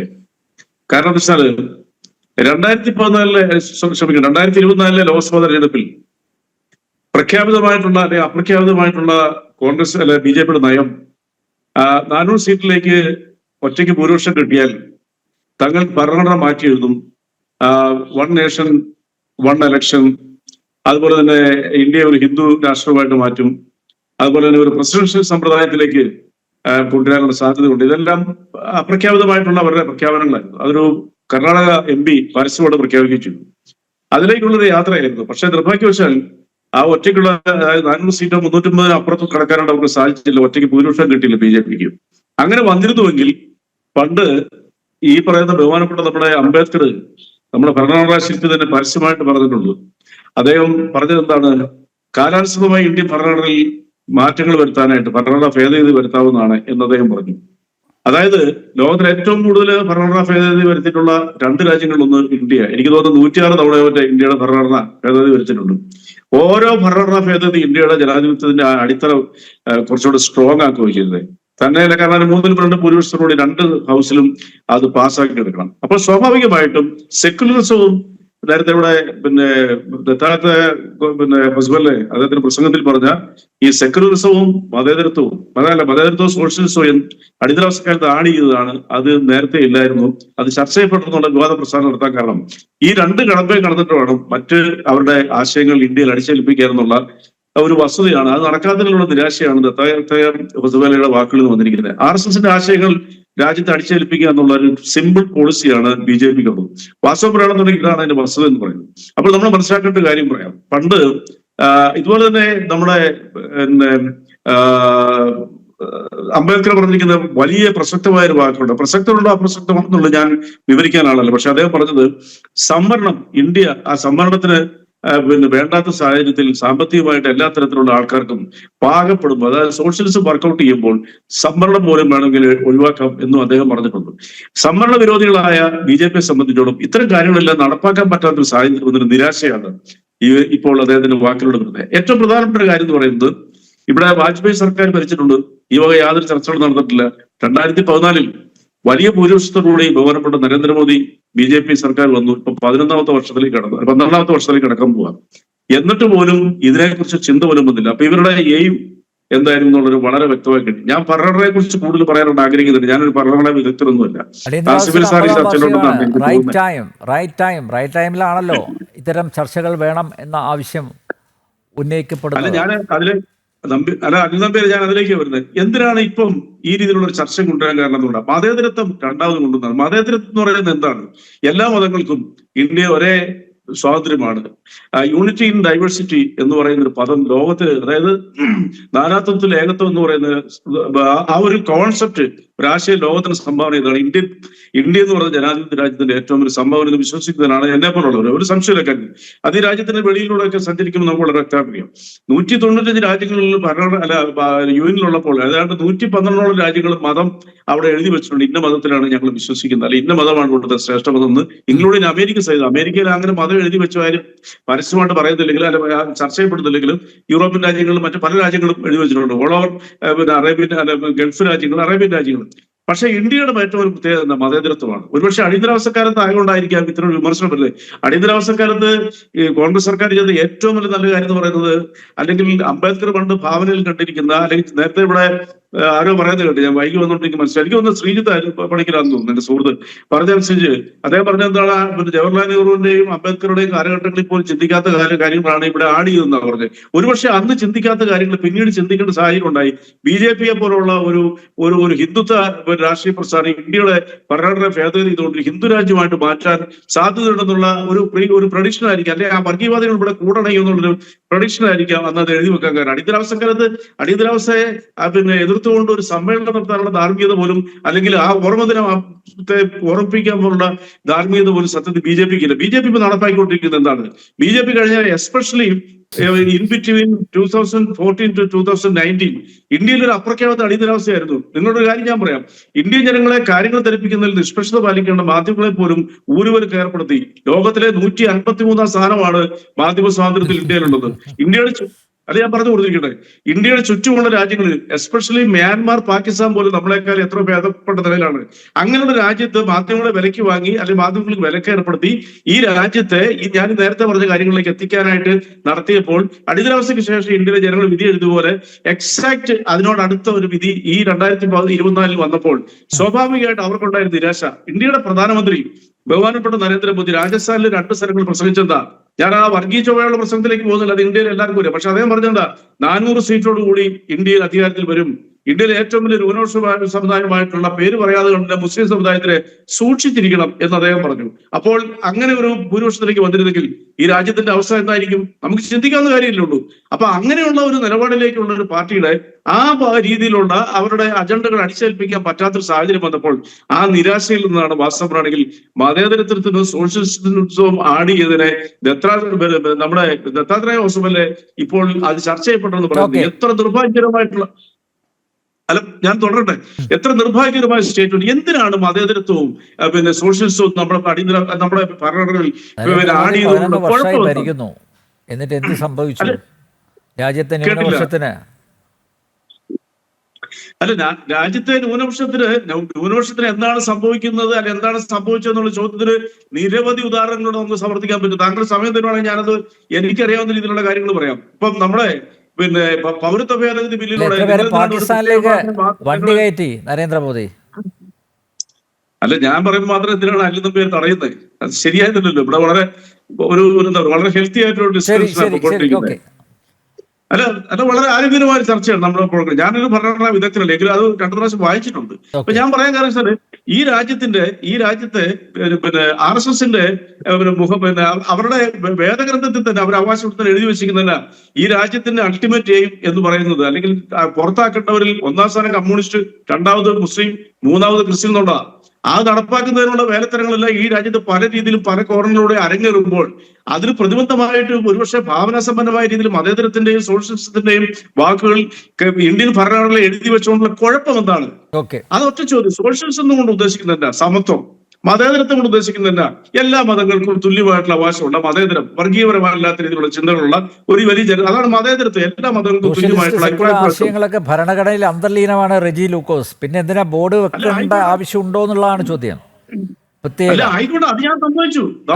നമ്മുടെ ഭരണഘടനയിലെ ആർട്ടിക്കിൾ 11 മുതൽ 16 വരെയും 160 മുതൽ 168 വരെയുള്ള അത് നിരവധി സ്ഥലങ്ങളിൽ ഘടകങ്ങളിൽ പോലും അതൊക്കെ അന്തർലീനമാണ്. പക്ഷെ അത് സ്പെസിഫൈ എന്ന് പറഞ്ഞുള്ള കുഴപ്പം എന്താണ്? That's my simple question. അത് സ്പെസിഫൈ ചെയ്തുകൊണ്ട് ഇന്ത്യ ഒരു മതേതര രാജ്യമാണെന്നുള്ളവരും അത് അനിൽനമ്പ്യാർക്ക് അറിയാം, അല്ലെങ്കിൽ ഈ ചാനലിൽ പങ്കെടുക്കുന്ന അംബേദ്കറിനും തോന്നാത്തത് ഇന്ദിരാഗാന്ധിക്ക് എന്തുകൊണ്ട് തോന്നി? ഇത് കേൾക്കൂ. അംബേദ്കർ അതല്ല ഞാൻ പറഞ്ഞത്. നിങ്ങൾ ഈ ചോദ്യം ചോദിക്കുന്ന അറിഞ്ഞുകൊണ്ട് ഒരു അംബേദ്കർ തന്നെ പറഞ്ഞിട്ടുണ്ട്, കാലാനുസൃതമായ രീതിയിൽ ഇന്ത്യൻ ഭരണഘടനയിൽ മാറ്റം വരുത്താനുള്ള അവകാശമുണ്ട്, അല്ലെങ്കിൽ ഇന്ത്യൻ ഭരണഘടന ഒരിക്കലും തിരുത്താൻ പാടില്ലാത്തതാണെന്ന് എഴുതി വെച്ചാൽ പോരായിരുന്നോ? അങ്ങനെയുണ്ട്. ഈ ഭരണഘടന ഒരിക്കലും തിരുത്താൻ പാടില്ലാത്തതാണെന്ന് എഴുതി വെച്ചിരിക്കുന്ന 10-15 രാജ്യങ്ങൾ ഈ ലോകത്തിലുണ്ട്. ഏറ്റവും ഒന്നാം സ്ഥാനത്ത് നിൽക്കുന്ന ഇന്ന് ഉത്തര കൊറിയയാണ്, ചൈനയാണ്. അല്ല നിൽക്കൂ. അപ്പൊ അത് അങ്ങനെയുള്ള ഒരു ജനാധിപത്യ രാജ്യം. ഞാൻ ഒരു വാചകം കൂടെ പറഞ്ഞു നിർത്തിയേക്കാം. ലോകത്തിൽ എവിടെ യാത്ര ചെയ്താലും നമ്മളൊക്കെ യാത്ര ചെയ്യുന്നവരാ. വേറെ ആരെങ്കിലും ഫ്രം ഇന്ത്യ പറയുമ്പോൾ അവരുടെ ആദ്യത്തെ മറുപടി എന്താ? India is A secular country എന്ന് അവർ പറയുന്നത് 90% ആൾക്കാരെ പറയും. ഒരു 10 വർഷങ്ങൾക്ക് മുമ്പാണെന്നുണ്ടെങ്കിൽ അത് പറയത്തില്ലായിരുന്നു, പക്ഷെ ഇപ്പൊ അത് കൃത്യമായിട്ട് പറയുന്നുണ്ട്. അതുപോലെ തന്നെ ഞാൻ കണ്ട ദൃക്സാക്ഷിയെ ഒരു കാര്യം കൂടെ പറയാം, എന്നിട്ട് ഞാൻ ഈ വാചകം നിർത്തിയേക്കാം.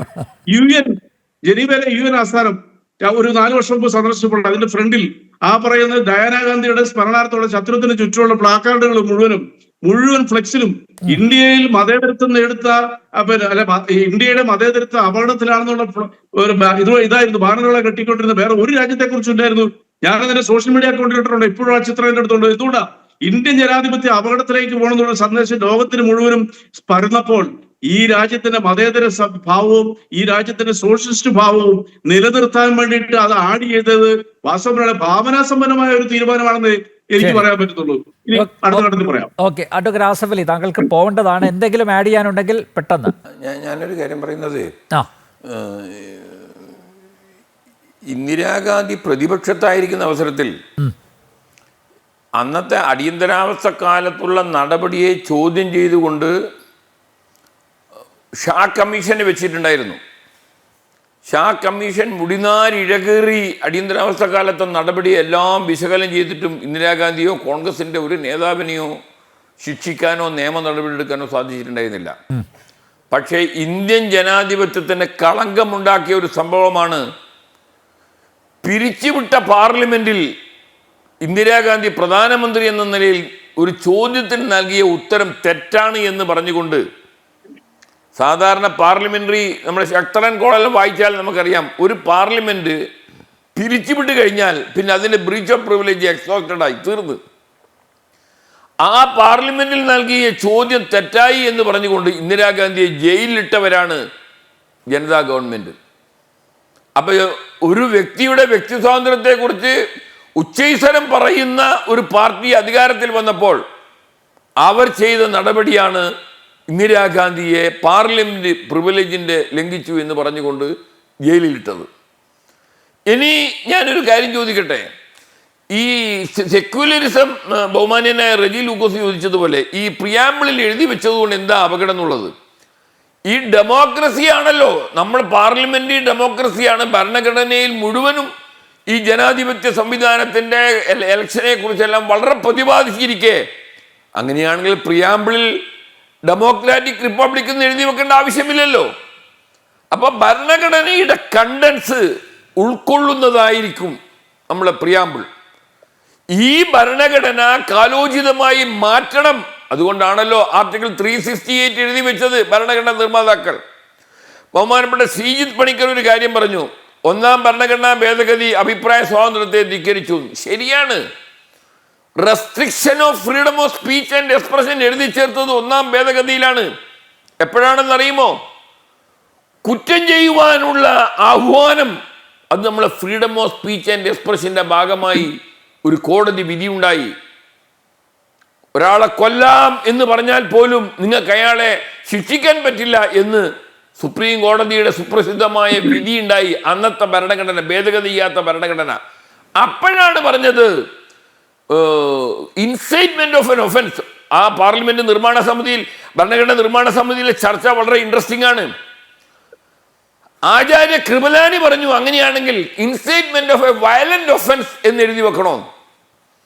അപ്പൊ രാജാജി ചോദിച്ചു, അന്ന് മദ്രാസിൽ പ്രൊഹിബിഷനാണ്, അപ്പൊ മദ്യം കൊണ്ടുപോകുന്നത് ഒരു ക്രിമിനൽ ഒഫൻസാണ്, കൈവശം വെക്കുന്നത് കൊണ്ടുപോകുന്നത്. അങ്ങനെയാണെങ്കിൽ ഒരാൾ ആഹ്വാനം ചെയ്യുകയാണ്, നിങ്ങൾ 2 കുപ്പി കീശയിൽ വെച്ച് പോവാലോ, അത് നോൺ വയലന്റ് ഒഫൻസ് അല്ലേ?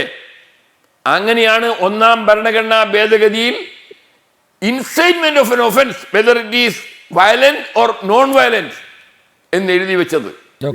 അതുകൊണ്ട് ഒന്നാം ഭരണഘടനാ ഭേദഗതി, രമേശ് താപ്പറിന്റെ കേസ് വന്നത് അതാണ്. Printing and publishing. ചിലപ്പോൾ BJP നേതാക്കന്മാർ പറയും, അന്നത്തെ നെഹ്റു മന്ത്രിസഭയിലെ അംഗമായിരുന്ന മുഖർജിയുടെ ചില പ്രസംഗങ്ങൾ തടയാൻ വേണ്ടിയാണ് ഈ അഭിപ്രായ സ്വാതന്ത്ര്യത്തിന് നിയന്ത്രണം വിരിച്ചുകൊണ്ട് ഒന്നാം ഭരണഘടനാ ഭേദഗതി ഉണ്ടാക്കുന്നത്. ശരിയായിരിക്കാം. അന്ന് മുഖർജി പറഞ്ഞത് എന്താണ്? ശ്യാം പ്രസാദ് മുഖർജി പറഞ്ഞത്, ഇന്ത്യ, ഈ പിറന്നു വീണ ഭാരതം പുതുതായി രൂപീകരിച്ച പാകിസ്ഥാനെതിരെ യുദ്ധം ചെയ്യണമെന്ന് പ്രഖ്യാപിച്ചു. അപ്പോൾ മഹാനായ പട്ടേലാണ് പറഞ്ഞത്, unless is tongues are restricted there will be a disastrous effect. നമുക്ക് പറയാനുള്ള ഈ freedom of speech and expression എന്തും വിളിച്ചു പറയാനുള്ള അവകാശമല്ല. there must be some restriction. അങ്ങനെയാണ് ആർട്ടിക്കിൾ 19 റെസ്ട്രിക്റ്റഡ് ക്ലോസിൽ ഈ ഇൻസൈറ്റ്മെന്റ് ഓഫ് എൻ ഒഫൻസ് കൂടി എഴുതി ചേർത്ത് നിയന്ത്രണം ഉണ്ടായത്. അതുപോലെ തന്നെയാണ് friendly relationship with foreign countries. കാരണം നെഹ്റു ലിയാഖത്ത് അലി കരാറിനെ മുഖർജി അതിനിശിതമായി വിമർശിച്ചു.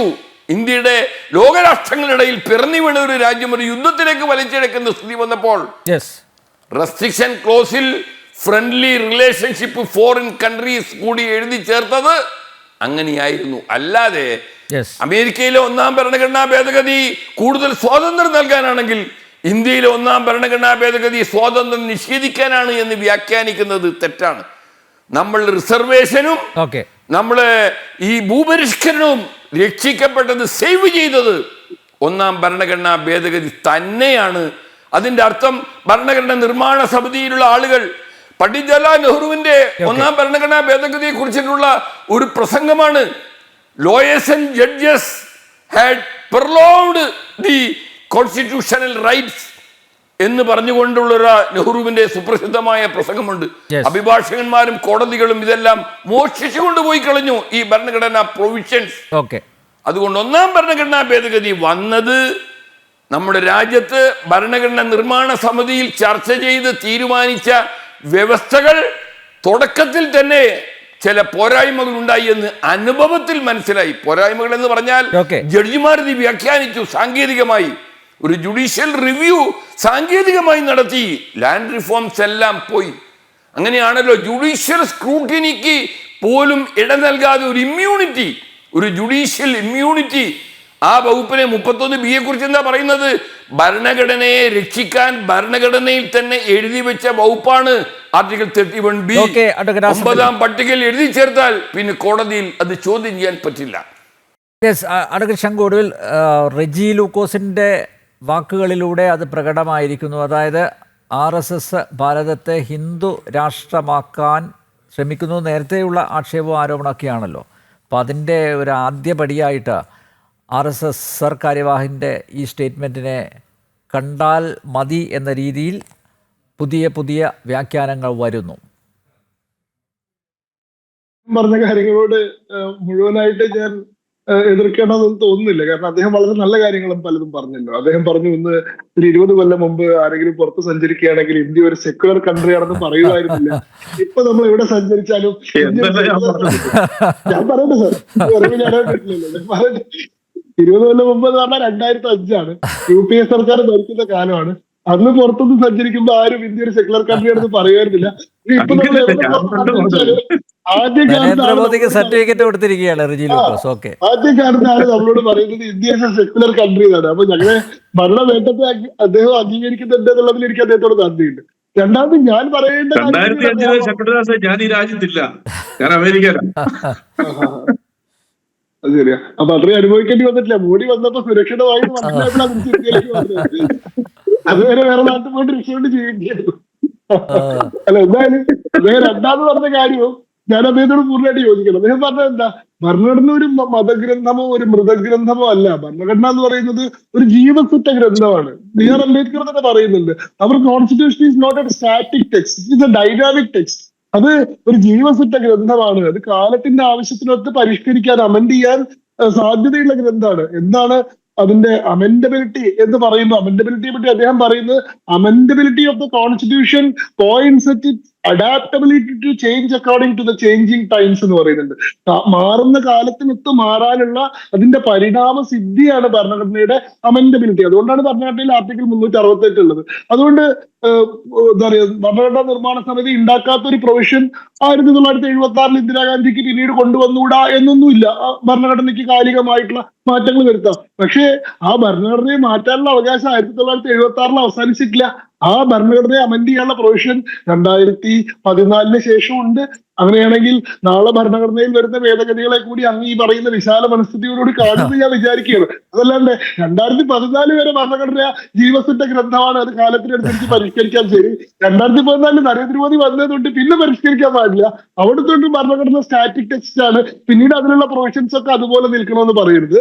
ഈ പറഞ്ഞ അംബേദ്കർ പറഞ്ഞിട്ടുള്ള ഭരണഘടനയുടെ പരിണാമ സാധ്യത, അമെൻഡബിലിറ്റി എന്ന് പറയുന്നത് ഇപ്പോഴും ഉണ്ട്. നരേന്ദ്രമോദി സർക്കാർ അധികാരത്തിൽ വന്നതിന് ശേഷം ഇപ്പൊ വളരെ പ്രധാനമായിട്ടുള്ള ചില ഭരണഘടനാ ഭേദഗതികൾ കൊണ്ടുവന്നിട്ടുള്ളത്. ഏറ്റവും അവസാനം 2019 എക്കണോമിക്കലി വീക്കർ സെക്ഷൻസിന് വേണ്ടി കൊണ്ടുവന്നിട്ടുള്ള പരിഷ്കരണം ഭരണഘടനാ ഭേദഗതിയിലൂടെ കൊണ്ടുവന്നിട്ടുള്ളതാണല്ലോ. അപ്പോ ഭരണഘടനയ്ക്ക് അത്തരത്തിലുള്ള സ്വഭാവമുണ്ട്. ഇവിടെ നമ്മൾ ചർച്ച ചെയ്തൊരു വിഷയം, ഭരണഘടനാ നിർമ്മാണ സമിതി ചർച്ച ചെയ്ത് വേണ്ടെന്ന് വെച്ചൊരു കാര്യം കൃത്യമായിട്ടുള്ള റാഷണലിന്റെ അടിസ്ഥാനത്തിൽ, കൃത്യമായിട്ടുള്ള റീസണിന്റെ അടിസ്ഥാനത്തിൽ ഭരണഘടനയുടെ ഒരു രാജ്യത്തിന്റെ നേച്ചറിനെ മാത്രമേ നമുക്ക് പ്രിസ്ക്രൈബ് ചെയ്യാൻ പറ്റുള്ളൂ. അതിന്റെ പോളിസിയെ ഡിസ്ക്രൈബ് ചെയ്യാനുള്ള അധികാരം നമുക്ക് ഇല്ലെന്ന് കണ്ടുകൊണ്ട് വേണ്ടെന്ന് വെച്ചൊരു കാര്യം, പാർലമെന്റ് നിലവിൽ ഇല്ലാതിരുന്നിരുന്ന ഒരു സമയത്ത്, പ്രതിപക്ഷ അംഗങ്ങളൊക്കെ ജയിലിലായിരുന്ന സമയത്ത്, ഒരു ഏകാധിപതിയുടെ സ്വേച്ഛാധിപത്യത്തിന്റെ ഭാഗമായി നടപ്പാക്കിയിട്ടുള്ള തെറ്റായിട്ടുള്ള കീഴ്വഴക്കം ചർച്ച ചെയ്യപ്പെടേണ്ടതുണ്ട് എന്നുള്ളതാണ്. അല്ലാണ്ട് ആ വാക്കുകൾ എടുത്ത് കളയണമെന്ന് ഇപ്പോഴും പറഞ്ഞിട്ടില്ല. ആ വാക്കുകൾ ഇല്ലെങ്കിൽ പോലും ഭരണഘടനയ്ക്ക് യാതൊരു മാറ്റവും സംഭവിക്കില്ല എന്നുള്ളതാണ്. ആ വാക്ക് ചേർത്തോണ്ടുള്ള കുഴപ്പം ഞാൻ അദ്ദേഹം ചോദിച്ചപ്പോൾ ഞാനത് ആദ്യത്തെ ഊഴത്തിൽ ശ്രീ ജവഹർലാൽ നെഹ്റുവിന്റെ വാക്കുകൾ ഉദ്ധരിച്ചുകൊണ്ട് തന്നെ ഞാൻ പറഞ്ഞിരുന്നു. എന്താണ്, ഇന്ത്യ പോലെ ഡീപ്ലി റിലീജിയസ് ആയിട്ടുള്ള മതാത്മകമായിട്ടുള്ള ഒരു രാജ്യത്ത് സെക്യുലറിസം പോലെയുള്ള ഒരു വെസ്റ്റേൺ സങ്കല്പം അതിന്റെ പ്രിയമ്പിളിൽ ചേർക്കുന്നത് തെറ്റായിട്ടുള്ള വായനകൾക്ക് കാരണമാകും, തെറ്റായിട്ടുള്ള വ്യാഖ്യാനങ്ങൾക്ക് കാരണമാകും. നമ്മുടെ ഈ സെക്യുലറിസം എന്ന് പറയുന്ന സർവ്വധർമ്മ സമഭാവം അല്ല സെക്യുലറിസം എന്ന് പറയുന്ന വെസ്റ്റേൺ ടേം അത് സൂചിപ്പിക്കുന്നത്.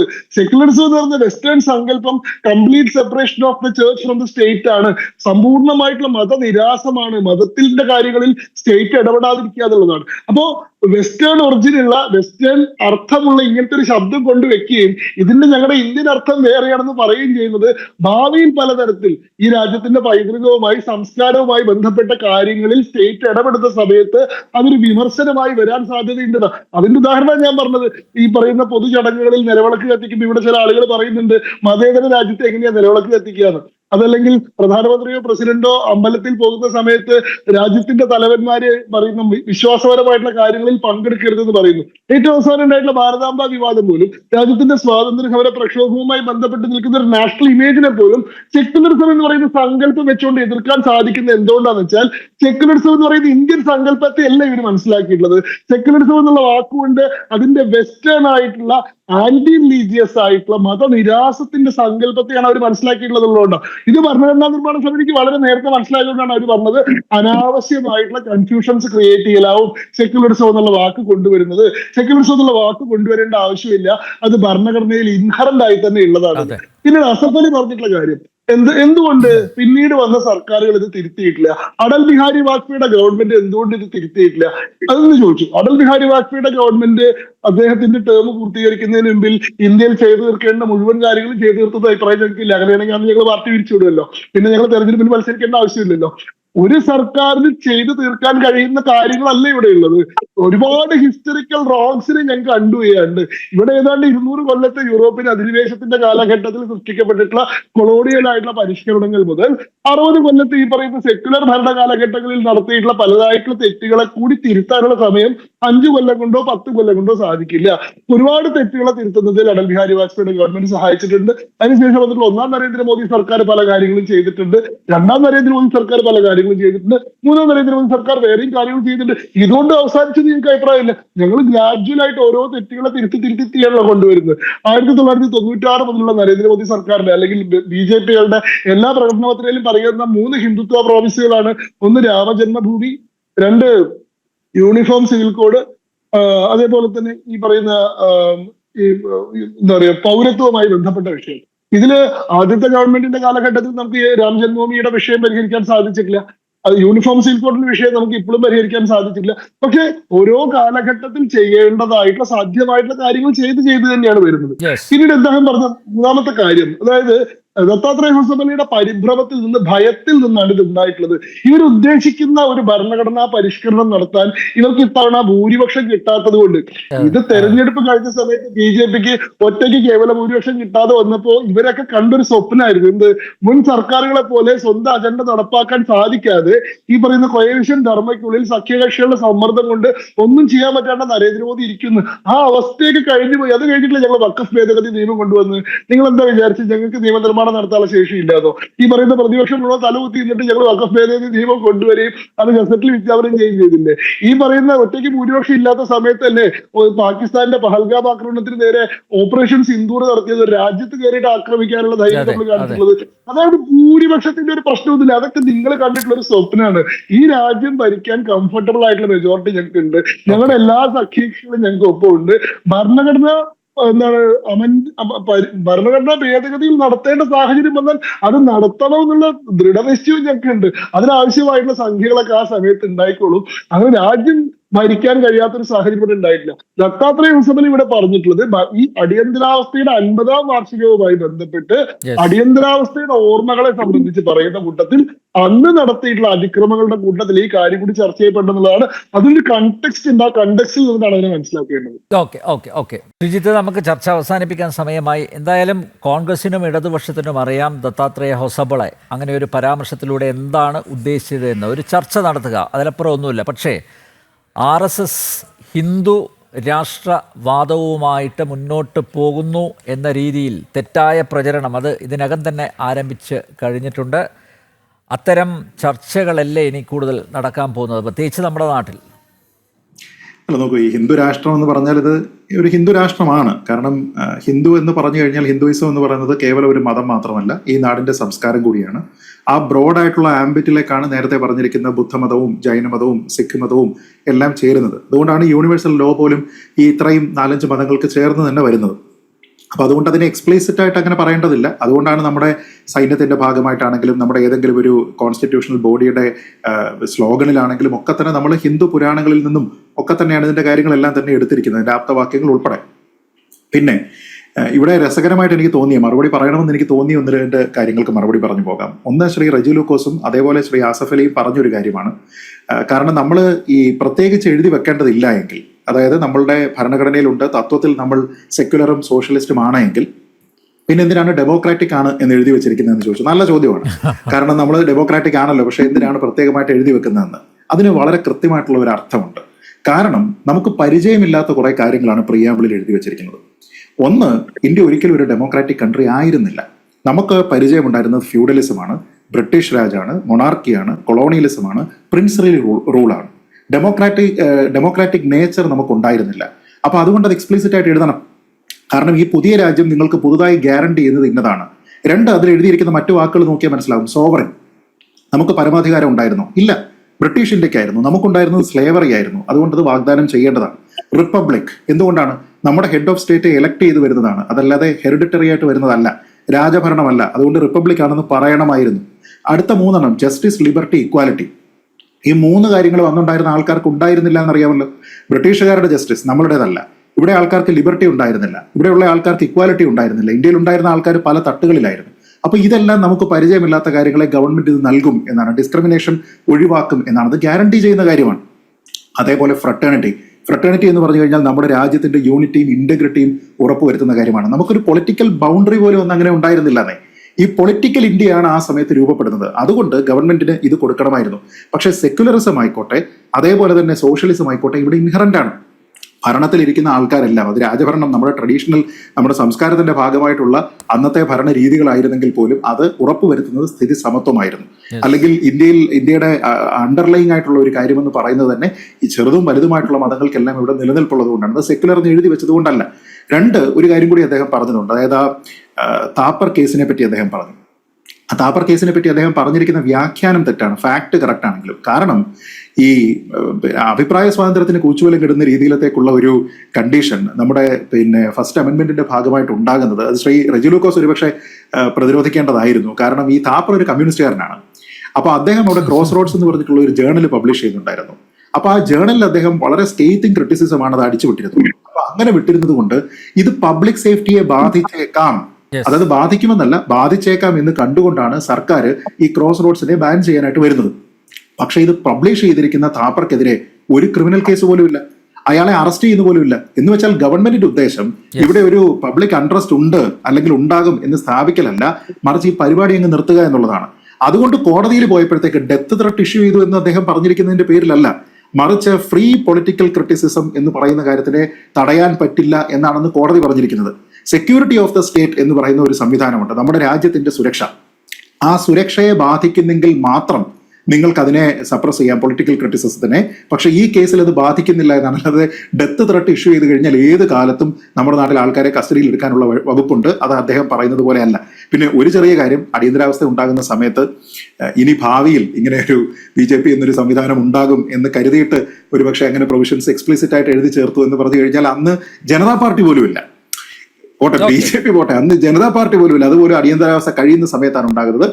ശങ്കു പറഞ്ഞിരിക്കുന്ന ജനസംഘം അധികാരത്തിൽ വരുമെന്ന രീതിയിലത്തേക്കൊക്കെ അന്നുണ്ടായിരുന്ന ആൾക്കാരൊക്കെ ചിന്തിച്ചു എന്ന് പറഞ്ഞു കഴിഞ്ഞാൽ അത് വളരെ വിദൂര ഭാവനയാണ്. ആ രീതിയിലത്തേക്ക് BJP-ക്കാർ പോലും 1990 അംബീഷ്യസ് ആയിട്ട് നടത്തുന്ന ഒരു പദ്ധതിയാണ്. അത് കഴിഞ്ഞിട്ട് 20 വർഷം കഴിഞ്ഞതിന് ശേഷം. അപ്പൊ ഞാൻ പറയുന്നത് ശങ്കു പറഞ്ഞിരിക്കുന്ന ആ ഒരു പോയിന്റ് ആണ് റെലവെന്റ്. നമ്മുടെ ഭരണഘടന ഈസ് എ ലിവിംഗ് ഡോക്യുമെന്റ്. അത് ജീവിക്കുന്ന ഒരു രേഖയാണ്. അതിന് ഇത്ര പ്രാവശ്യമേ അമെൻഡ് ചെയ്യാവൂ എന്നോ ഇത്ര വർഷം വരെ അമെൻഡ് ചെയ്യാവൂ എന്നോ പറഞ്ഞില്ല.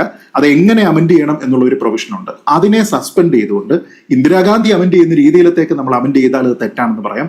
അതല്ല എങ്കിൽ അതിനർത്ഥം നമ്മളെ ഭരിക്കാനായിട്ട് നിയമങ്ങൾ നിർമ്മിക്കുന്നതിന് വേണ്ടിയിട്ട് നമ്മൾ തെരഞ്ഞെടുത്ത് വിട്ടിരിക്കുന്ന ജനപ്രതിനിധികളിൽ പറയപ്പെട്ട ഭൂരിപക്ഷം എന്താണോ അതിനനുസരിച്ചിട്ട് എന്ത് കാര്യം ചെയ്തു കഴിഞ്ഞാലും അത് നിയമപരമാണ്. അതല്ല എങ്കിൽ കോടതിയിൽ പോയി ചലഞ്ച് ചെയ്യാം. ഏറ്റവും സിമ്പിൾ ആയിട്ടുള്ള കാര്യമല്ലേ.